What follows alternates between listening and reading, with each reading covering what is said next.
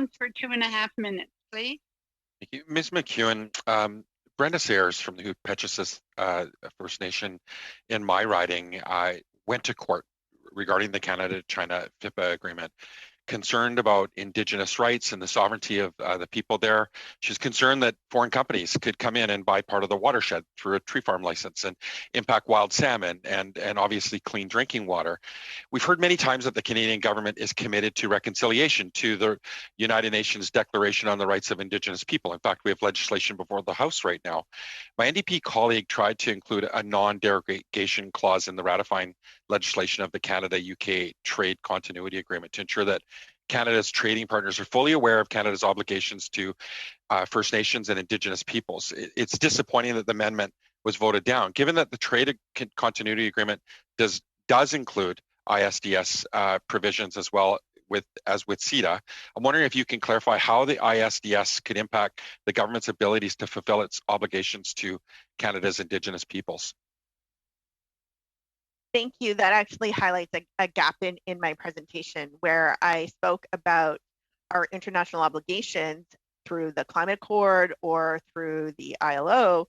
But the United Nations Declaration on the Rights of Indigenous Peoples is actually something that we have signed on to internationally. We have committed to, at least rhetorically, at the federal level, but we have signed treaties that will not allow us to fully enact that rhetorical responsibility that we have agreed to.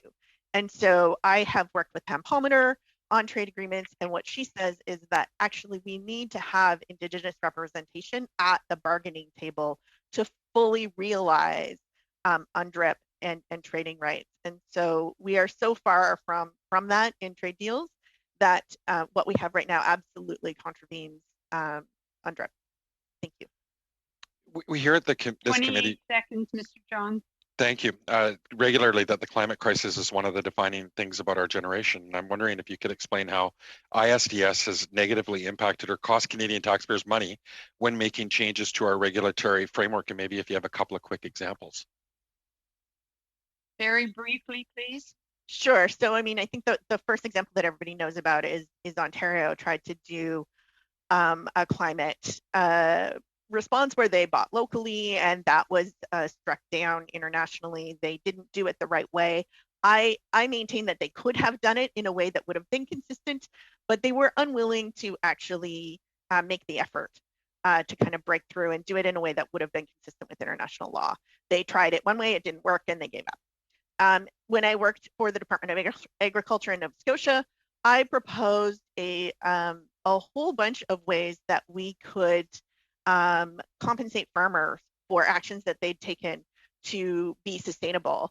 And it was killed actually probably at the deputy minister level because he's like, well, I think we would get sued under ISDS for this.